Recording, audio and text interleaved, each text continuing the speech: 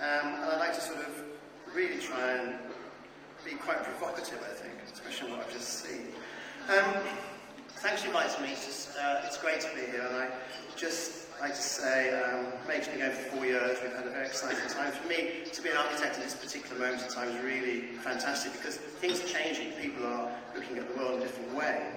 And for me, the whole idea is to try and create buildings for people, to improve people's lives, and it's for everybody. But overriding the whole thing at the moment is climate change. And as this biggest threat to our environment as we know it on the planet is climate change. And you've got Lewis Gordon Pugh here swimming at the North Pole. And you think, you can now go swimming onto the North Pole, you can go sailing there, what is actually happening? Something's actually happening in terms of the planet. We've also got to reduce pollution, we've got to promote recycling, and we've got to save fossil fuels. And buildings contribute 50% to the world's CO2, 70% in places like London, and I think as building professionals we have a duty to make a difference. So I think it's real. I think we have to fundamentally change the way we design buildings, and we can't just sort of have a sort of timber, sort of grass roof, iconic version of it. We need to actually do the real thing. As all supplies decrease and it becomes more expensive, I think it's more important that we do actually face up to it. And a lot of this comes through the external wall of a building. So at Meg, as far as we're concerned, it's not a sort of greenwash. We don't just apply sustainability or low energy as a bolt-on good. It's actually part of the design process. So looking back, before air conditioning, this is one of the work we did with Atelier 10. Buildings were very solid, high thermal mass, designed to be sort of naturally ventilated to respond to the environment. And buildings were sort of very, in a way, solid with punch windows. They actually had quite a sort of good, in a way, good engineering solution to the environmental side of it. They had no insulation, but they actually got, in terms of the shading and the thermal mass, it mostly right. And it was a point when mechanical, and to a certain extent, structural engineers were sort of top of the tree. You had Graham Bell, you had Edison, Coney, Henry Ford, George Stephenson, and of course Brunel. Where in the 21st century could these guys today? Because after air conditioning, everything went glass, everything went totally lightweight, energy was so cheap, and buildings tended to be glass all the way around, all the same on all four sides. And the architects who took over, they became king. The engineers sort of lost their confidence, and the architects took over, and they sort of really ruled the roost. And the culprit is this building, which is a fantastic sculptural piece by Mies, sort of like an alto vase on plan, completely glazed, totally transparent. And it's really been so influential. I mean, all over the world are these clear glass boxes with no opening windows. You just change the dial on the wall to change your environment. If the dial on the wall doesn't work, you basically die because you've got no ventilation. So it doesn't really make sense. For me, it's just, it's sort of gone to its far it's going to go, we have to now fundamentally change. Because it's just art. And although art is part of the process of architecture, the other side is the engineering and mathematics that goes together. And I think they've got out of balance. You've got buildings like this. It doesn't make any sense to have a glass box here. When you actually put the windows, blinds down all the time just to control the heat. And you've got all this tat against the glass at the lower level. Or the other way we talk about it is architects who make it really, really complicated, put triple layers in, put lots of louvers in, over 100% glass, and then we call it low energy, which is complete and utter nonsense. And often the engineers just fall into line and make it work. So what do they actually do, all these windows? What are they? They're allowing heat in, they're allowing heat out. They provide some views, of course, which is very important. But they also define the building's appearance. And I think in today's crisis, in terms of the climate, in terms of oil prices, in terms of wheat prices going up because of the biofuels, we need to stop getting random regulations. We really need to question the glass box. And we're campaigning for the death of the glass box. We want it to end. We think it's had its day. We want to look at different ways of designing our buildings. So, the basic question, you're going out for a walk on a cold day in the country, what clothes do you opt for? A nice warm puffer jacket? Or a cool bum suit? This is Patrick Bellew, by the way, and it's Sean Affleck. If you're going, question 2, going out on a hot summer's afternoon in Barcelona, where would you go as a destination? Would you go to a nice, cool, Gothic cathedral with high thermal mass, or a greenhouse? Which would you prefer to do? And I think the engineers, the mechanical, electrical, building service engineers, this is your moment. This is your moment where we're going to take you seriously. And if we're not as architects taking you seriously, then we don't deserve to be architects. So I think as an engineer, you've got to biff the architect. You've got to get your confidence back and make the architects work with the engineers and work with it, which is maybe we've been doing. And we're not going back to Georgian times, not going back to boxes with punch windows. We're looking at cladding in a way that transforms itself. It's fantastic Isha drawings. The design changes as you go around the building, almost without noticing. And our building in the city of London, which sort of breaks down the box, has a sort of fantastic public space in the middle of it, actually is only 40% glass. And that's been tracked by the sun. We've mapped the solar path on the building, mapped all the shading from adjacent listed buildings. We've come up with this scheme which is basically about a planet that transports itself from south to north. It's blacker, darker on the south side where the sun is the most severe. It's lighter, whiter, more glass on the north side where there's no sun. And basically it's part of our campaign. And it's been done in conjunction with Peter and his people at the City Plan Department. And it hasn't actually been that easy a ride. Heritage actually supports it, but other people haven't. And it's like a sort of change of mentality, a change of thinking about the way buildings should work in the city. It sort of knits its way into the city, I think, very nicely, sits very nicely in St Paul's, works the street pattern. But our explorations in trying to get rid of the glass box have put us in all sorts of funny areas, arguments with agents, arguments with clients, about trying to reduce glaze. And this is one where we had these L-shaped insulated panels. You had a view out, up and, a little bit up and down, but mainly just a view out. And buildings where we changed the cladding around the building so it matches the performance required environmentally, it matches the sort of local conditions, so it goes from glass through metal to stone in some parts. And in Oxford, we've just finished a building which is really one of the first ones, as I see, which do this sort of patchwork effect. We've actually taken the building, we've mapped the ecology and the environment around the building, and we've actually done the cladding related to that. And it came from a sort of assembly of photographs of the site, and one side was very heavily wooded, and we took that as a sort of pixelated cladding onto the facade and made it go from solid on the south side to clear on the north side. Inside, high thermal mass, used lots of external exposed concrete, and the cladding then sort of moves around the building from very dark green through to very light green, and more glass gets covered up as you go further south. Also overhangs to get shading. So the building beats the regs today by 28%. It's a building which we're very proud of, and it's one of the ones which I think set some of the targets for the future. The Grosvenor Waterside, where we looked at the sort of glass box there, and we had a client who's a very sort of straight-laced developer, and he'd only ever really done sort of simple ones. We tried to persuade him to break the box down by actually punching balconies into the box rather than actually having them attached to the outside. So make them highly insulated boxes with only a small amount of glazing, and actually on that to try and get it out of a new paradigm for his sort of architecture.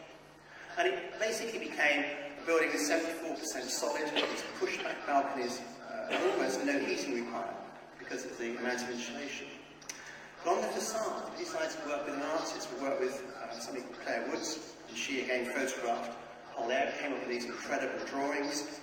We then took her drawings and we mapped them onto the facade, 10 stories high, and we've etched her drawings into the facade with bead blasting the aluminium before we've anodized it. So all those marks there are her marks, and that will give us a sort of fantastic 10-story elevation to the building. This is the mock-up showing the balustrade, which is also one of her drawings. There's a piece of sort of driftwood on top, so it sort of reflects the arts and crafts rooms of Chelsea where actually in London.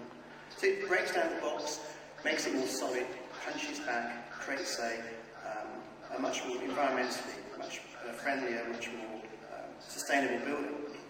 Likewise with the Cube in Birmingham, which is a building which we won in competition. It's effectively a building that's basically a box, but it breaks the box down because it actually takes the box, punches a hole straight through the middle of it to bring light all the way down, creates a mixed use from car parking, shopping, offices, residential, and a hotel on top, and produces this incredible contrast between inside and outside the box. The box on the outside is very metallic and hard, on the inside it's much more crystalline. That's been an interesting project now on site, and comes out of the sort of knowledge of Birmingham. The outside is basically using the heavy technological side of Birmingham, the big heavy goods production of cars and things, on the inside jewellery and watchmaking. It's like a sort of dice, like a jewellery box. You open up the jewellery box inside, and you've got this fantastic space, which is brightly coloured and actually all glass on the inside, but all solid, mainly solid on the outside. And the space breaks back behind the screen. It gives you this incredible sort of series of crosses that define space. The windows actually only go where they need to go. They're not going all over the place. They just go exactly where they're needed, and the rest of it is solid and highly insulated. It breaks down the box. It's not all glass, and it's fantastic to actually have it as a job. The Spherical in Leeds is a circular building. It has a massive wind turbine on the top, again to Patrick value. And the cladding is like a series of undulating aluminium insulated panels, like a sort of series of poppadoms, one on top of the other, that sort of reduce the amount of glass and create balconies set back again within the line of the cladding of the building. And it's again insulated. The turbine on the top there produces the top third small powerful central core. So it has a sort of environmental aspect to it, besides just trying to reduce the amount of insulation, increase the amount of insulation of the building. And that really went on for our project in Docklands, which is on a McDonald's site. We have to keep the McDonald's and build over the top of it, which is quite unusual. And it's basically two of those towers in a way, which have been linked together. There's a sort of playground in the sky to get more amenity space between the two towers for families to live. And again, the cladding wraps around. It's like a sort of series of loops and ribbons that actually wrap around the building and sort of create a sort of foil, insulated foil. And it's like a sort of barcode, so you can see through the balconies where these bars are, and it goes round and makes a sort of solid, much more solid appearance to the building where we don't actually need the windows. And that's producing quite an elegant building which you can see through, which is rather nice. As you move around, it changes. There's two of them, and again, just about to go for planning. The project we call the Pineapple, which is a hexagonal scheme. Floor plate with a core in the middle, that's around the edge, and then you rotate the pineapple around, and you get the same hexagonals rotated around, and you produce a building which is quite unusual because the rotations actually shade the floors below, reducing that to solar gain, and also the building actually comes out to bigger floor plates at the top to increase the solar shading on the building. So the building has this quite unusual appearance in terms of its form. The forms again breaking down the glass box, producing its self-shading, and again reducing the amount of glass. So as it increases with height, the floor plates, which are more valuable towards the top, against the idea that we talked about this morning about it being a pinnacle where the best space is in the smallest area. And the Kite Tower, which I think Anthony showed you on Monday, is in Leeds. It's a building which is triangle twisted, like a Toblerone twisted through 60 degrees, and the face of the building to the south is faced downwards to reduce the solar gain, and the faces to the northeast and northwest are faced upwards to get the maximum amount of sunlight in the evening and afternoon. Again, it's got wind turbines on the top which lie on their backs, and they produce again the top third of the power for the small power in the building. It's only 28 stories, so in terms of tall buildings, it's not that tall, but in terms of the UK, I'd say it's pretty tall. So again, the windows go where they need to go, the rest of it's highly insulated panels, and we reduce the amount of glass and create this very elegant form. The one that got away for us was Waterloo development, which is over the top of Waterloo Station, called Elizabeth House in London. It's got an incredibly complicated set of tube lines underneath it and trains, and we designed this system of just a series of arches to get our feet down to ground through the tunnels wherever we possibly could. And on top, excuse me, we built this form which is offices and residential. And the form came up as a sort of very large arc in a way, sort of echoing the Wheel. It's in London, it's 46 stories, it's about 1.5 million square feet. And it's got residential on the south side and office on the north side. And we opened up the views to the north to, again, shading the south side to reduce solar gain and allow better views up towards the north of the scheme. I like sort of leaf. And on the end, the balconies on the south side, because of the setting back of the building, you get more sunlight on those balconies for the residences. I thought it found a fantastic backdrop for the Shell Centre and for the London Wheel. And that really came on to another project, also in Lambeth, which is called the Fin. And this scheme is a scheme which has a listed building on one edge, so we come back from that edge and make the buildings form backwards from there, reducing the impact from there, and actually leaning it southwards to reduce the solar gain on the south side of the building, and again on the north side, opening up to the sky, the balconies, so they get more daylight and sunlight. And that building becomes this, which is shows you the form of it, so it sets right back to reduce solar gain on the south side and get more on the north side. And inside is massive concrete shear walls, 2 of them either side. The whole thing is just concrete, just no infill blockwork, just concrete as thermal mass, insulated on the outside, like a thermal radiator, and then the cladding is added, which combines the insulation with where the windows are. So it's like a sort of flat, almost like a flat plane like a fin, and the windows you can see are quite small, where they need to be in bedrooms and bathrooms, and larger in living spaces. And what's amazing about this project is it's in Lambeth, it's right next to a very famous author's flat, which is quite exciting. And to have a meeting with him, I'm really looking forward to it. It's actually Geoffrey Archer, who lives right in front of this development. So that's been really, really exciting, and the view from Lambeth Bridge here shows you the sort of form of it sitting in its context. I think, finally, the last project is really to show you what we call Stellar Tower. It's not a box, it's not all glass. It basically reinterprets the podium and tower. We felt that in the desert here, this is actually in Abu Dhabi, where the sun is directly overhead, we need a symmetrical building. And it's symmetrical about its axis in all directions. It opens up at the top, forms a big solar shade at the top where the values are much higher, necks down, and again the cladding leads out to reduce the solar gain on the cladding, and it skirts out into a large, almost like sort of skirt over the base of the building, which collects all the rainwater when it does rain, and shades the base of the building.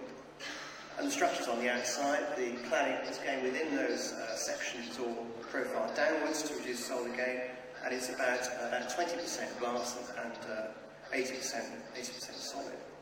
And what it has is this quite interesting sort of image to it. It's like nothing you've quite seen before.